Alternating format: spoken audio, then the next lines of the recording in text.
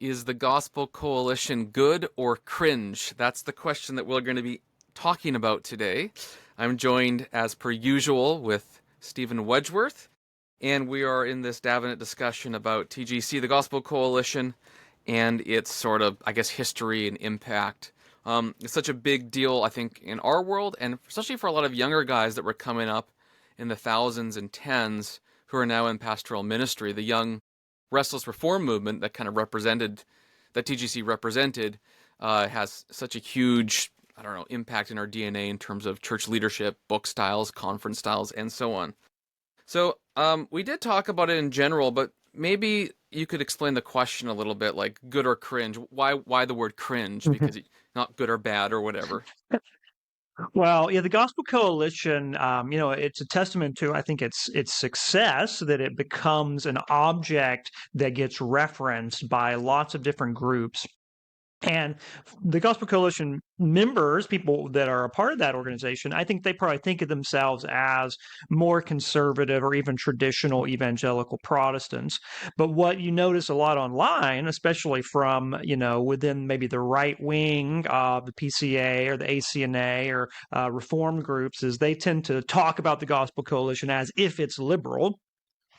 It's a signal for how institutions which would like to be good, in their mind, get captured and pulled into a more liberal direction.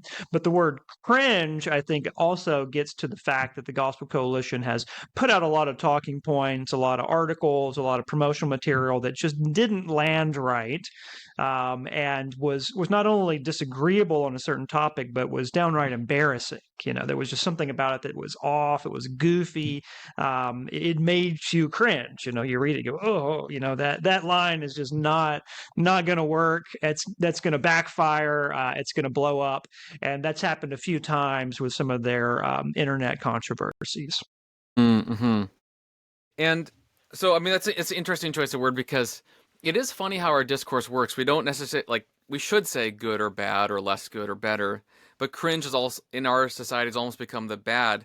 And partly that's internet culture because it was cringe and embarrassing. It means you're not influential, you're not viral anymore. And you're repellent, actually. Yeah, Sorry? you're sending people. You're repelling people. They're going away because it's like a shame. It's like a shame culture. If you're, the right wing word they like to say is based, but if you're cool, you're attractive, then you're going to draw people, and if you're cringe, then you're going to repel people. Yeah, that's right. It is a sort of an honor shame thing. It is weird. Based, I think, if I remember correctly, comes from debased, and it was sort of like an ironic use of it. Is that correct? I would have to do a study on that. Okay. I thought it came from like so many of these terms was originally like in hip hop culture. Oh, then I must be mistaken. I didn't realize. And I think there's a possibility it might even have a drug reference. So okay, but we'll just Google that later. In my brain, I thought I saw that somewhere. It meant something though to the effect of like you don't care what people think about you. You're just going to do what you want to do. Right. And so then it became an indication of courage and boldness, like you're willing to just put it out there. Yeah. That's good. Well, it's worth mentioning maybe some of the big picture background at TGC, and I'll probably just note that I'm the founding executive director of the Gospel Coalition Canada. That's you. You are TGC. I am. Yeah, and I know obviously not everyone in the U.S. organization, but I know a lot of the people there. Mm-hmm. A few weeks ago, I had dinner with the president, Mark Rogoff, the new president of TGC, the pastor of Aaron Renn. Aaron Renn goes to his church of the American Reformer fame. And, so this guy might be based. This guy might be based. Yeah, that's right. And he's a wonderful man, and I'm very thrilled for him. So it's going to be obvious if you don't know that now you do. So I'll probably be heavily biased. And you can disregard what I have to say after this, but we'll let Steve be Stephen be the balance in this conversation. He'll be the good angel or whatever, or the bad angel, however you want to put it. That's funny. Do we want to be the good angel or the bad angel here? Right. Well, you can decide at the end of the conversation. It did seem like the Gospel Coalition in the mid-2000s kind of came into being when a number of pastors and church leaders, they kind of recognized a number of things. One, a lot of churches were losing a sort of gospel centrality. Two, there was fracturing that they saw happening, which is fascinating. They thought there's a fracture in the early 2000s. Could they Right. even have imagined 2025 and beyond? And then a Hmm. third, some of the institutional evangelical institutions didn't seem to be holding fast to their founding principles. So they were essentially a movement to return to evangelical principles, evangelical in the more direct sense of the evangel, the gospel, and some of the things that made evangelicalism what it was in the U.S. And it's worth mentioning, and we can kind of expand on this because I think it's why some of the Cringe articles came into being, is that it was founded basically around two emphases. One was this sort of because Tim Keller is the co-founder with D.A. Carson. Tim Keller's neo-Calvinism, or however you want to word it, Kuyperianism, whatever, and D.A. Carson's biblical theology. So you have this from D.A. Carson, this direct engagement with the text according to a historical redemptive context. So how is this leading to the gospel, etc. And then you have Tim Keller, who thinks that the gospel sort of transforms all of life, and there's a real sense in which, I don't know if he uses the word redeemed culture, that's probably the wrong word, but there's a sense in which culture can be affected, right, by Yeah. gospel work, whatever language you want to use to describe that. And so, sometimes you'll see an article, I don't think actually I read it, but there's like some Taylor Swift article a few years ago that people responded to, and you Yeah. wonder, well, how did that get through? I think it got deleted like immediately. So Yeah. Yeah. It I was. guess they decided in the U.S. that it should not have gone through. But how did it get through? And part of it could just be that part of the target is cultural engagement, is showing how the gospel's Yeah. for all of life, and you're going to make a few mistakes. I believe. Don't quote me on this, but they must publish something like 500 articles per year. Like I don't know the number, but it is a lot. And Yeah. you're gonna have an imperfect article or three a year. Yeah. Well, yeah, I was thinking that, right? How many of these issues are just from quantity? Because I've published for their webpage a few times by invitation, and I worked with a very particular editor, and it was somebody who actually had sought me out. They were reading my material, and so that's how it happened. I'm just talking about the American webpage. You asked me to write for the Canadian webpage as well. Um, and so there must be editors like that for all sorts of areas, right? Like the Taylor Yes. Swift article, that was probably an editor who is more interested in that world. And the editor that I work with probably had nothing to do with that, didn't know anything about that. Yeah. Yeah, and I think I think there's a sense where, as the biased person, I would say everyone they deleted it obviously because they thought I don't know, I have no idea about the story, but they deleted it presumably because they realized bad article, we don't want to promote this. So I think we can be somewhat gracious on making mistakes. Um, and yet it is a really interesting thing. So what is going on there with the cultural transformation? Like how is that really of benefit? I remember in Canada, you had a number of pastors who read it would contact me or other people be like, "Why are you?" Because they assume that I would be or whatever. Why are we talking Yeah. about Taylor Swift? And Yep. I don't know. Maybe ask your daughters. Maybe that's the answer. Um, but it is fascinating. So okay, that's a cringe thing. Now I would say, from what I've seen, there's obviously there's different seasons. There's new leadership at TGC. As I noted, I just Hmm. had dinner with Mark. Seems to be a wonderful man, a pastor, and I do think if that seems to be the focus. I just published with them a review of John Mark Comer's Hmm. book on God, and I had a back and forth with an editor for a number of weeks. I think one or two. There's emails, reviews, and then I had a quality control review as well. Um, and even then, there was one piece of the article that I probably should have added one more sentence to clarify on his church connection. I got a long email about that, but anyways, but they Hmm. did a really good job, I thought, and that was my experience with publishing TGC in the U.S. And one of the things to mention, then I'll hand this over to you, but just I want to talk about influence. Is that while you did use the word cringe as repelling and based as attracting, Hmm. statistically, there might be individually that's true. Statistically, they're growing rapidly, Yeah. um, and growing internationally. I don't know what the current numbers are, but they're even their academic magazine Themelios years ago was already reaching 500,000 accesses per year. Wow. And that would be in places, in the US, but outside of the US. Their website has, I don't know if it's done, but commentaries on each book of the Bible and resources. In a lot of countries in which you have fewer books, but lots of internet access, African countries, etc., Southeast Asia, these are being accessed at like a high level. Wow. And so there is, I think, a pretty unique ministry there that is reaching more people than you can imagine. Yeah.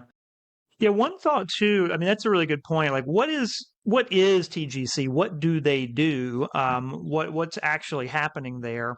And if you're only reacting to certain headlines on Twitter or Facebook, then that gives you one perspective. But I have to be honest, whenever I search for sermons, if I want to listen to sermons about a certain passage from the scriptures, the Gospel Coalition has one of the better web pages to find sermons based on chapter Mm-hmm. and verse. And so that's a huge resource right there. I know also they practically are a place that local churches can connect and network with one another. There's been a Gospel Coalition regional chapter that was founded about a year ago here where I live. And so it reaches literal congregations in, let's say a 90-mile radius or something. I don't know exactly how far the map is, but and we meet up every couple of months, and we're real pastors with real churches, and we talk about what we're doing. And that's actually a really cool thing. I think it's the sort of thing that most people would say we should have and should do more of.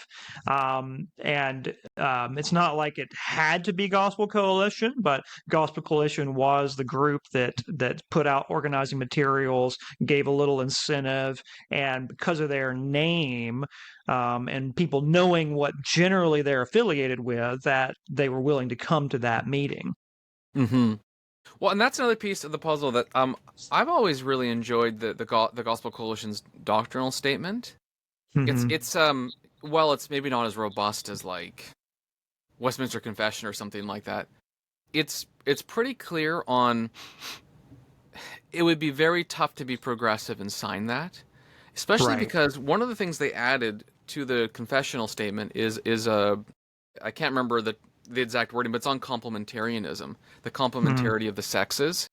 And that does a number of things. One, it tells you, it already kind of excludes a particular way of interpreting scripture that would maybe see the progressive revelation is changing and unfolding over time, where that was wrong then, but no, it's right now. Secondly, it defines sexuality in a binary way, male and female, and that they have respective duties and obligations based on their sex, which downstream from the complementarity debates from the 80s and 90s has ensured that TGC is confessionally based or whatever when it comes to male and femaleness and all that Yeah. entails. So it's committed to a complementarian position in its own sort of bylaws. Yeah, it's part of its confessional statement. It has to be. Yeah. Yeah, that's interesting. It's interesting how many other churches just don't even have that in their confessions, right? So TGC is founded by Carson and Keller. Where does John Piper fit in? Is he connected with them? I believe he was at the foundation. So I'm like 95% sure he's one of the foundational members at the meeting. So I might misremember the timeline. Is it 2005 when they first meet? I think they meet in Yeah, sounds about Chicago, right. Deerfield, and I think they Yeah. launched the next year, kind of officially. It's around that time period. I might be getting the Okay. details wrong, and I'm sure that John Piper's one of the founding guys. What's Yeah. interesting at that time, he's not really John Piper yet. Like he's known, but he's not the John Piper that we think of as like the big famous conference speaker yet. Hmm. He's getting to be known. He's obviously, well, I'm not saying that he isn't well known at all. Like I think he already did the seashell sermon. Yeah, So and I think he's already pretty famous. I had heard about him, and I didn't know much about anybody. I'd heard about him in 2002, 2003. was he doing big venues though? I thought that happened right around that time period. That's when that started. Well, yeah, I couldn't tell you the answer of like when did his conferences start to blow up, but I know that he had books that would be That's distributed true. to like Yeah, that's true. Reform University Fellowship. So that's one place I encountered him. Right, I'm just a young guy going to college. I've never heard any of these names, and I'm Mm-hmm. getting handed material that says Sproul and Piper. Yeah, that's Like fair. those are the I people guess I that they was thinking handed more of the away. arena type of things. But you're right. That Yeah, probably he probably already is really well known before that. It just was sure. Yeah. thinking of different categories. Yeah, Um, I'm just trying to. Yeah, I think that I associate him with TGC, or at least I did. Also, ironically, I think of Mark Driscoll being a TGC right, guy, right? I mean, he was there right. in a pretty big way for a while. Um, and that shows you some of how things change because after Driscoll stops being associated with Gospel Coalition, another character who would be very centrally associated would be Tubidi Anyabwile, right? And he signifies something quite different from Driscoll. And now Tubidi's not really associated that much anymore. I don't see him on Gospel Coalition. I certainly wouldn't think of him in Gospel Coalition in quite the same way anymore. So it has changed over time as to like who is a TGC person, a TGC face, right? I think that's not always the same. Yeah.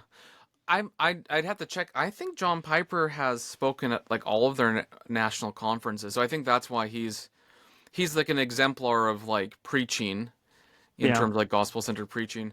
I think Tim Keller, obviously he's passed away, but he was sort of an exemplar of preaching that connected to the hearts, to the culture, and all that kind of stuff. And I think Hmm. when Carson preached, he was sort of like the biblical theology guy. So they had that Yeah. kind of thing. And then I Right. think it seemed like for a while, and again, I'm not privy to like the internal conversations. This is still outsider, but it seemed like Kevin DeYoung was sort of like their Yeah. theological preacher, if that makes sense. So they had Sure. these Yeah. different kinds of preaching they were showing, which were all expository. I should probably mention expository preaching is pretty key to the Yeah. TGC flavor. Like that's I'd have to double check. I don't know if that's technically in the doctrinal statement, but it's like part of what their identity. Right. And that would make sense because their unity, though they do have confessional standards, right? The unity that they were very confident about was in a certain kind of biblical theology, right? Everybody that's excited about this kind of biblical theology will fit in well here. Yeah, and so yeah, biblical theology, insofar as what it is in the 2000s, is not sort of the biblical theology of the early 20th century. That is, it's kind of convoluted, but in the 18th century, the biblical theology is a bit more historical critical, and then it becomes a biblical theology of like what's the theology of each book of the Bible. But really, through guys like Gerhardus Voss and others, Hmm. it becomes a way of reading the Bible that sees it connected together through a story Yeah. with an historical and redemptive arc to it. And that arc points to Christ. So Christ centered preaching. So one of the kind of legendary early talks in the TGC world is Mike Bullmore's sermons, yeah, I guess they're sermons on functional gospel centrality. I'm sure if you Google afterwards, they're actually brilliant. It's really good. Hmm.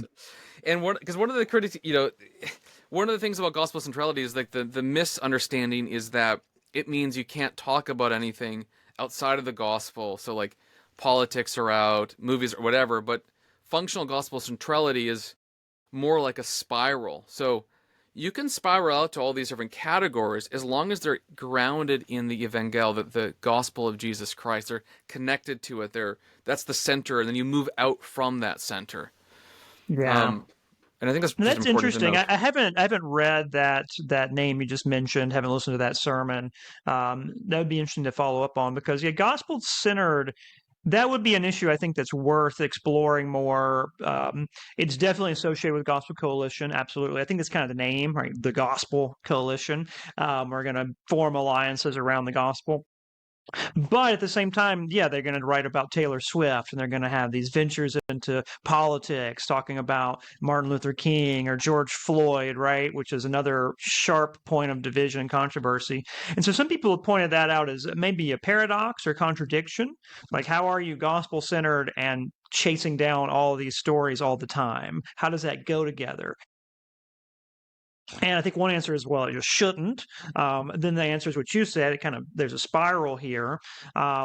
Then maybe on the more extreme sense, which is kind of interesting, right? We mentioned Tim Keller, called him a Kuyperian. You said something about, he wants to transform all of life for the gospel. Well, man, who does that remind me of in my own history? It sounds like Doug Wilson. Right, Well, Doug and Wilson yeah, is a Kuyperian who says all of Christ for all of the world. yeah. um, Well, which is interesting too, because there's a pretty historic Doug Wilson, John Piper connection, and John Piper's of very course. TGC. And I think, I'm not sure if they're still doing stuff together, but I know that they were sharing conference venues. I think Doug was at least at one Desiring God Yeah, conference, at least Doug's been one. at he's been at least one, and they definitely were friendly. I think they're still technically, I imagine they so. they, they haven't been there's been no explicit falling out. I do think they've moved in different directions, Yeah, in certain ways, and you've actually seen people like Joe Rigney leave one and right, move to right, the right, right. other. So that has happened. But I mentioned that because in the abstract, if you could take away any social political concerns, and we're just talking ideas, everything we are saying with gospel coalition rhetoric and language could apply to a character like a Doug Wilson. And the reason people don't connect them is simply because he's deemed to be, much further right wing, right? He's maybe more inflammatory. He's not doing as much in the sense of like a persuasive Irenic approach. Maybe that would be the difference. I would say that's not always been true of him, though. When I first encountered him, he was doing a lot in the But more yeah, Irenic yeah, it's world. true. I mean, he had the whole exchange with Tabidi, and that was what was so interesting about it, is that they were like fiercely disagreeing, yet it was actually pretty cordial. Um, Do you remember the and night of eschatology that he was at too? I thought Doug Wilson was very congenial in that as well. It's like him oh, and that was a Piper thing, right? Yeah, yeah, I just can't remember. It might have been. Yeah, yeah, yeah, Piper was there. You're right. I think so. yeah, yeah. No, James I do. Hamilton maybe too. That's right. Yeah. So I just point that out to say, like, associations and reactions sometimes are not grounded in what terms have to mean. They're not grounded in the necessary implications of a doctrine or a position. They can be grounded in just social association and maybe even vibes, right? Just the vibes that people give off.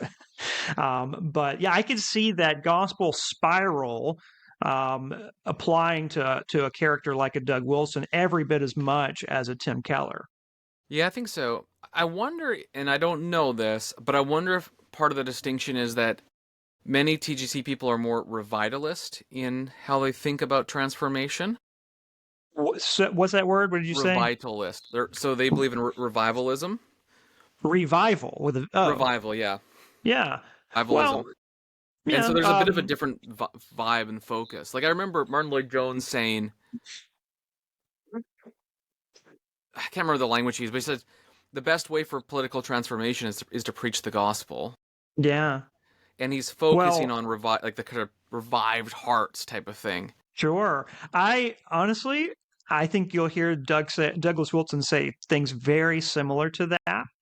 He'll lead with all the punchy stuff and scare you to death, and then his conclusion is always, "This is why men need to be born again."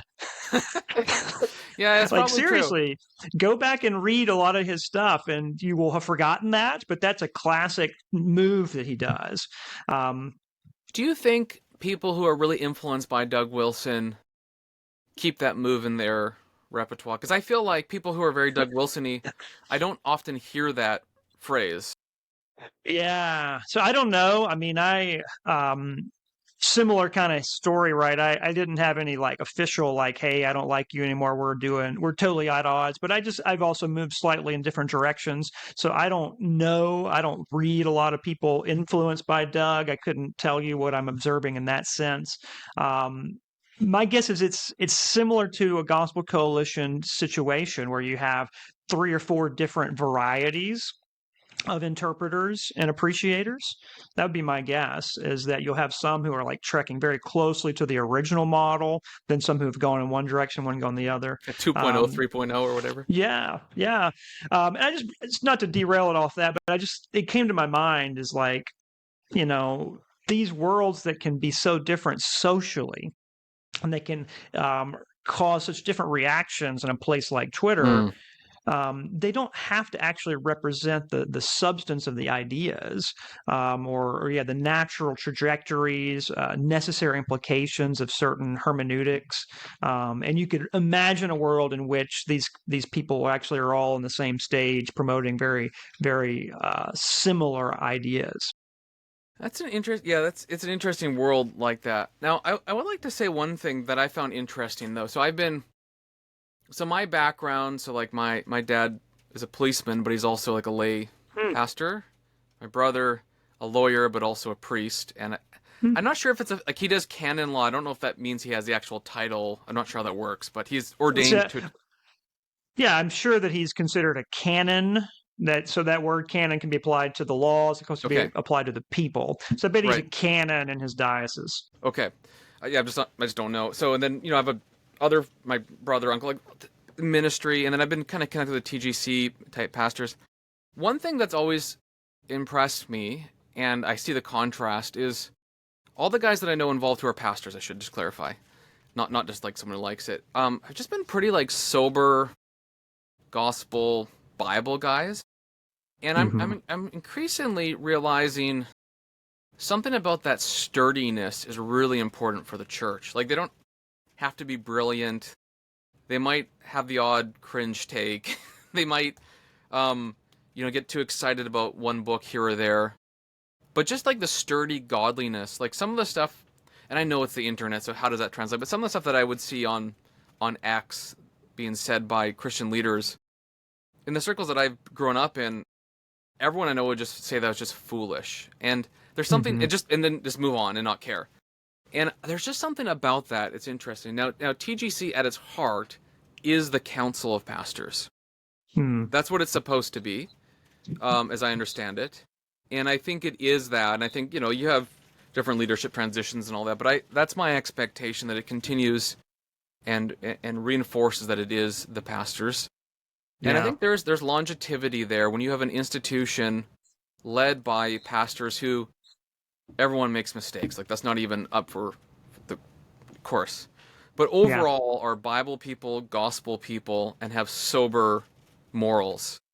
And of course, you Right. have Tullian Tchividjian, who was a blogger, I believe, at one point. And of course, he did not have sober morals. So I'm not saying Right. everyone, obviously, sin is real, but I think there's just something to that. And as Well, I but get they older, I've been removed him, very right? thankful. What's that? Yeah. They removed him at They that removed point. him. Yeah. Correct.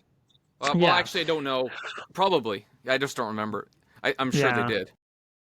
Yeah, I mean, we can debate on like how you remove people, like how much you Right. talk about it, how public it is. I've heard, different perspectives there, but at least they did. Like he's not there anymore, and that's important. And you would think that that would always be the case, that groups would get rid of people when they do stuff like that, but that's not. I mean, there are unfortunately people still, have their kind of parachurch ministries even after there's been a pretty high level, falling there.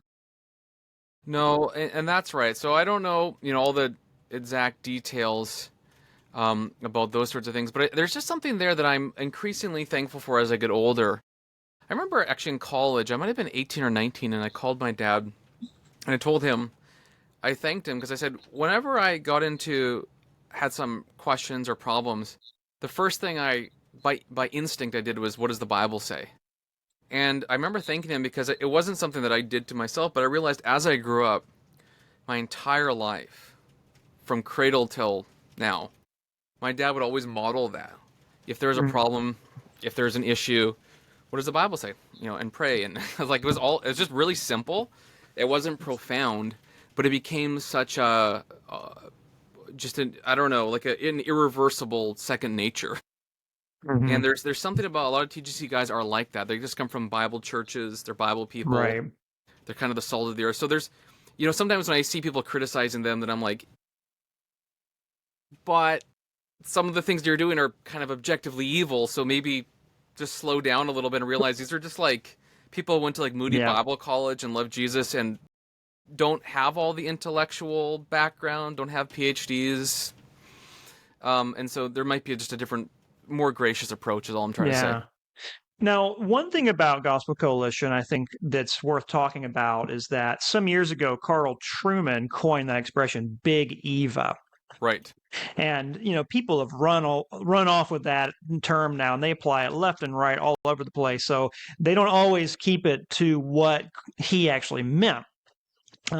His argument, as I remember it, it was about parachurch ministries, including like booksellers and conference circuits that are kind of united in a more social or informal capacity, not in an ecclesiastical capacity, and that they create this kind of church industrial complex, which then the actual churches, the denominations, ministerial corporations are forced to then kind of respond to, maybe adopt and follow after, or then react against. And so the Big Eva was the fact that it was parachurch, right, forcing the churches to go a certain direction. I'm kind of simplifying that, but that was really the main idea of it. It wasn't just their culture or their politics. It was their structure. And there is an issue to that, right? Because I've been to Gospel Coalition conferences, and like everybody's singing the same music there. I'm like, well, I never heard any of these hymns. Like, where did this come from? And then I get back to my church. Am I going to be expected to sing these hymns at my church? Yeah. Now, that's maybe not the biggest issue in the world, but it's like a good one to talk about. Like, who gives them the authority to like create the new liturgical music, right? That could be a question you could ask. Similarly, the positions they might stake out. Why should any given church receive those positions? Is it really like they are the voice of all good conservative evangelicals, or are they just a couple of people that know each other and are in the similar circles and have the same affinities, so they tend to agree, whereas people who might be in a different stage of life and a different social culture, but still a good conservative evangelical, might have a totally different take on things, right? So I think that's a criticism, or at least a worry people have. Yeah. Who gives these kinds of groups the authority and makes them the leaders that then our churches are called to follow? No, I think that's an important consideration. I mean, the Big Eva critique, I think, does have some teeth to it. And yeah, I think you're kind of saying putting the cart before the horse. You're letting the parachurch control maybe the church kind Mhm. of worship and all that. I mean, I guess part of it is it's an interesting thing. And Carl Trueman, while he coined that phrase, I did hear him talk to Colin Hansen recently on a podcast. It was kind of interesting where Carl Hmm. didn't.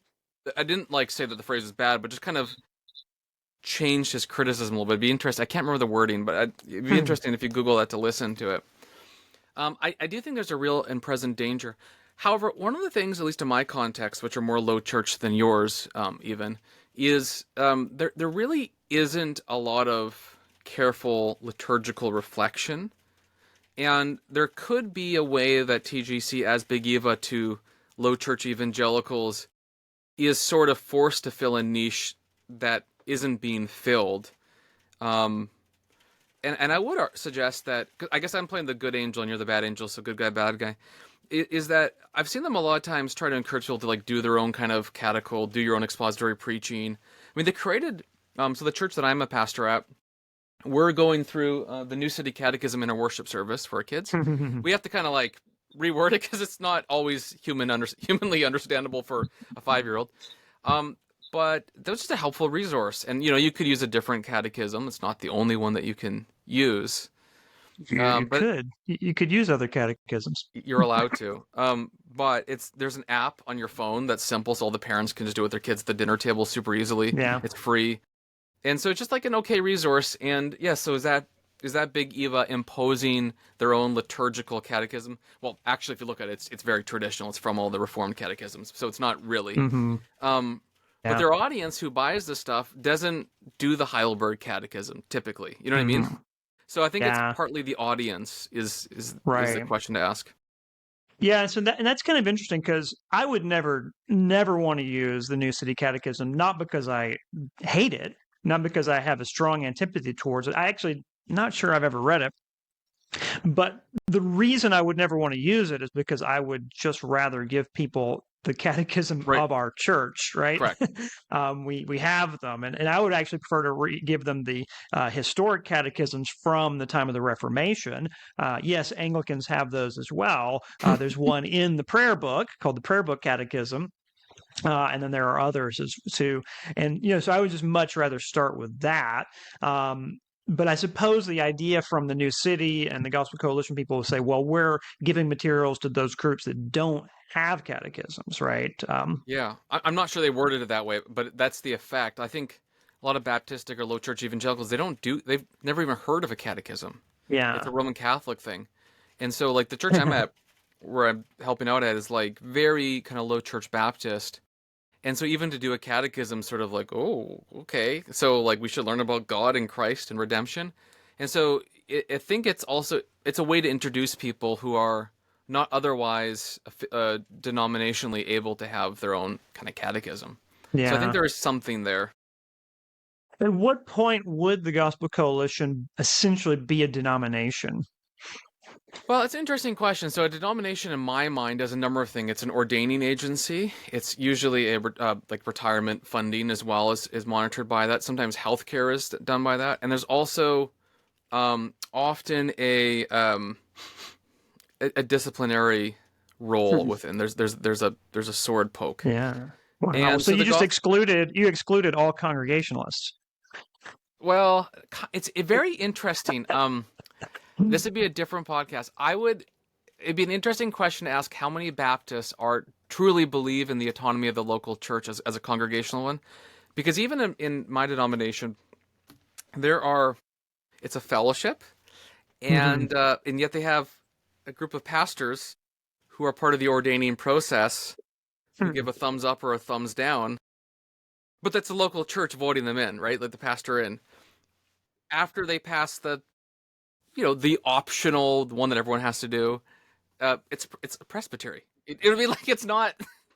And then like I was part of the evangelical free church, and then you have a superintendent who has a region of the country, you might call a diocese, in which they have administrative, he looks out over this group and kind of oversees what's going on. Oh, interesting. There's no word for that you can use except for superintendent. So I would suggest, unless you're like a landmarkist or an independent Baptist, but even I remember, I believe Grace Community Church, John MacArthur's church, if memory serves, is part of something called the Independent Baptist Fundamentalist or something like this group.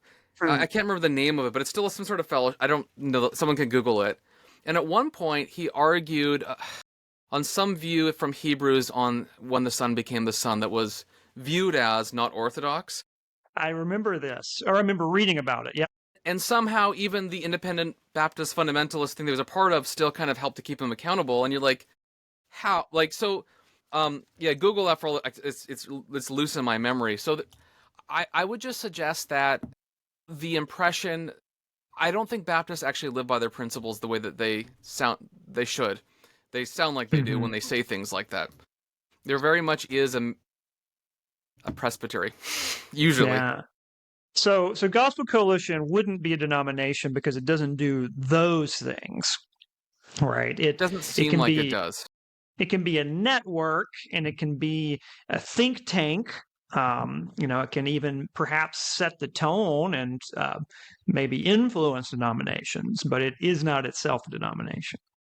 It probably inhabits a similar space to a non-denominational seminary, where it's pastor-led, church-run in that sense, for churches, for Christians, but isn't precisely a local church in which the word and sacraments are the sort of foundational marks of that.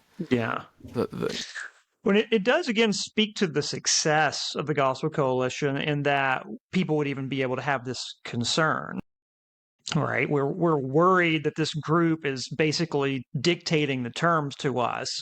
That shows you that it does have substantial reach, influence, and that's worth noting because it's not that old of an organization. It's maybe 20 years now, and it saw itself as an upstart or some version of a counterpoint or maybe even successor replacer of the older evangelical institutions. Mm-hmm. It saw, hey, Christianity today is not what it used to be. I mean, it's funny, like you can think about like Donald Trump or someone hates Christianity today. And so you might think about, okay, well, then the Gospel Coalition, they must like Christianity today. But the Gospel Coalition, the way I understand it, they really said to themselves, hey, Christianity today is no longer representing us. We need a distinct voice that can speak to what we think of are more faithful biblical positions.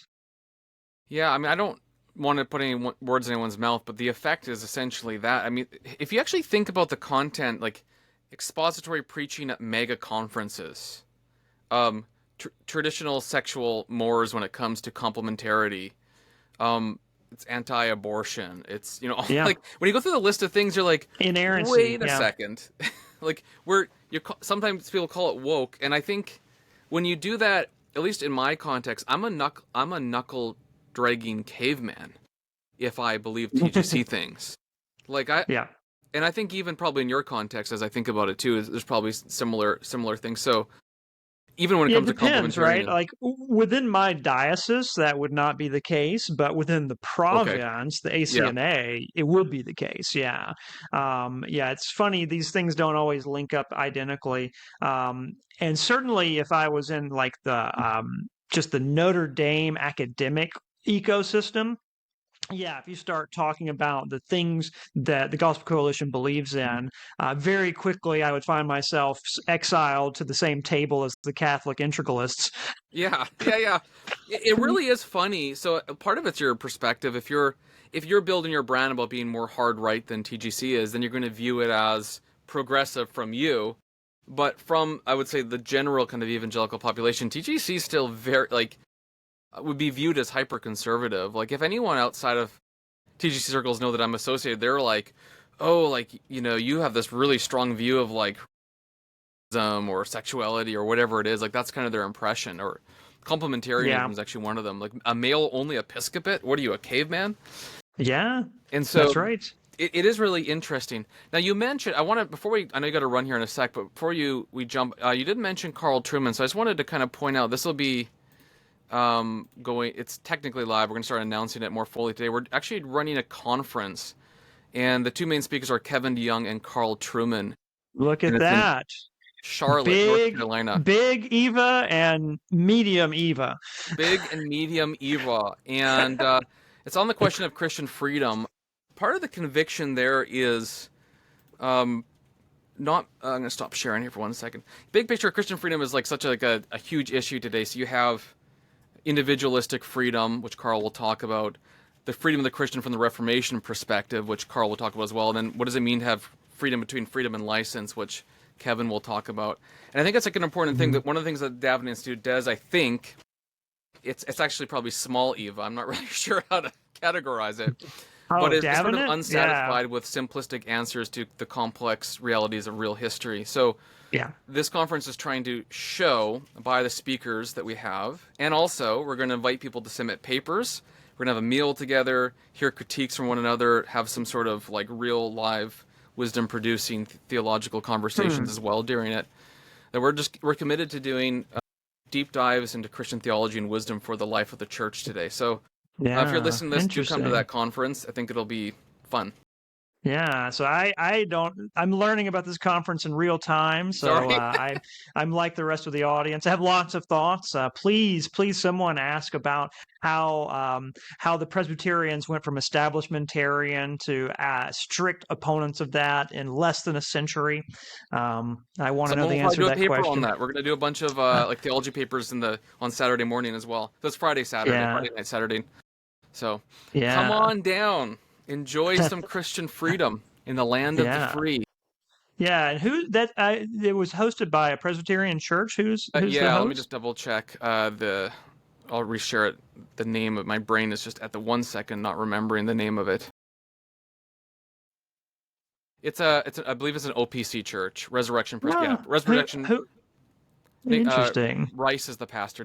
Is it Nathan Rice? Pastor Nathan Nathan Rice? Trice. Nathan Trice, sorry, Trice. Trice. Yeah, I know Nathan Trice from yeah. many, many years ago. How about that? He's a great guy. Wow. And Okay. it's actually pretty close to Kevin's church, but Kevin's church is obviously huge comparatively. But so it'll be in Charlotte, North Yeah. Carolina, and we're hoping this will So be this an is annual conference. We'll pick a this different is theme every year.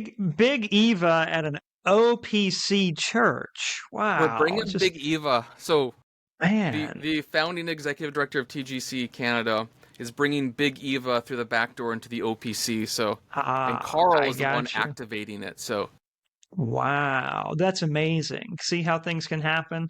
Um, they can happen very, yes.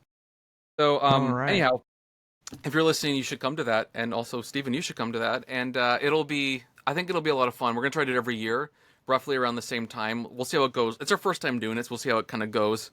But we think Charlotte would be just a good kind of home base, or at least that area, close to a lot of our supporters, and also close to a lot of like NAPARC churches and ones that we think that we could really serve as Hmm. well. I don't know if there'll be any RTS students there in the summer. I guess I'll have to check into that. Yeah, I mean there is RTS campus there, and yeah, so it's a good location. Yeah, and also I mean there's a lot of sizable cities within driving distance, so yeah. Yeah, yeah, I think there's a ton. So we'll see how it goes, but hopefully that'll be our location for an annual conference we'll do on freedom. Is kind of a good first go because it's relevant, but it's deeply reformational. Like Yeah. I think of Martin Luther's treatise on Christian freedom. By the way, did you ever publish a book? I thought you were like doing it in addition to the three treatises. Did that ever happen? Yeah, actually that has been out for a while, and it's, if you can believe it, again showing how these worlds collide. That was published by Canon Press. That's right. So You it's are the it's the Canon Press version of Martin Luther's three treatises, and my role for that, I mean, I didn't translate it or anything, but they had solicited advice from different people about, hey, we want to reprint historic material. What would you recommend? So I said three treatises. You know, you got to do three treatises. It's overlooked. And the only edition that I could find at the time was basically out of print and was used. Yeah, so I wrote the introduction and I summarized a little bit about each of those treatises and why they were important. So mm, yes, it is out there. I think it came out in 2020. I missed it. I'm sorry. Yeah, yeah, or 2021, one of those 2 years. Wonderful. Oh, yep. But no, three treatises are a huge and yeah, interesting, relevant for modern conversations because even though he's a proponent of Christian liberty, there's also the letter to the Christian princes of Mm-hmm. Germany, where he basically says the bishops have failed us, so it's up to the magistrate now to come in Right. and redeem the church. And probably not. That's probably not the most favored opinion of most Americans, is my guess. No, I don't believe that they would necessarily like that view. I doubt many Lutherans would like that view today, but that is indeed Yeah. Luther's view. Yeah.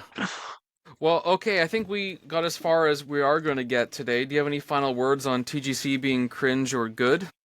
Wow, yeah, I think it might not be inherently cringe, Wyatt. Woof. So good job. I No, I think defended the it well enough for you to idea. persuade you.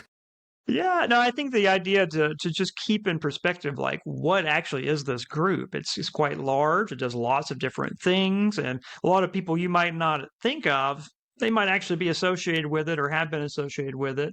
Um, and yeah, I think one thought I've had too, maybe this is a good way to close. It seems like TGC is on a good trajectory. I don't know if you want to say a rebound or if they've modified a little, but the last year or so, I've definitely noticed things looking a little different in ways that I like. I've heard very good things about this new, is it chairman or president? What's the title? President, yeah, Mark President. Robert. Yeah, I've heard really good things about the new president. And the material on the web. I mean, obviously there's going to be a mixture of materials, but if you just go to their webpage, you'll probably be pleasantly surprised. You go, oh wow, good. I like that. That was pretty good. Like overall, pretty solid material. That's my sense too. That there's a big focus on, especially with the release of the Keller and Carson Center of Hmm. Bible and cultural apologetics. I guess I think that's what they call it. But trying to expose. So I think there's a kind of an interesting focus. You'll see it a bit more directed, that is my guess, than it used to be. So I'm encouraged by that overall. And we'll see. Maybe someone will think that this podcast was cringe. I'm sure. I'm sure there'll be a few people, but um, Yeah. we'll be okay But with that's that, I guess. okay because being based means you don't care. Ooh, okay, I think I need to look up what it actually means because I feel like I don't want to call myself. I'm too old to know like the stupid Zoomer language, but like if being based is associated with good things, that's what I am. All right, bye for now. All right. See ya.